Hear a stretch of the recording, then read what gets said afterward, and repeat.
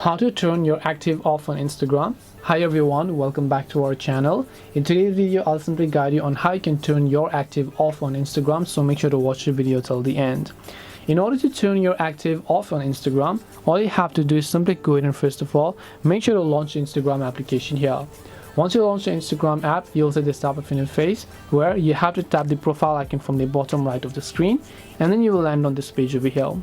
Once you're on this page, what you want to do is just tap the three lines option from the top right hand side and then just go to settings. Once you go to settings, what you want to do is just go to privacy. Once you go to privacy, over here you'll be able to find this option called activity status, so just make sure to tap on it.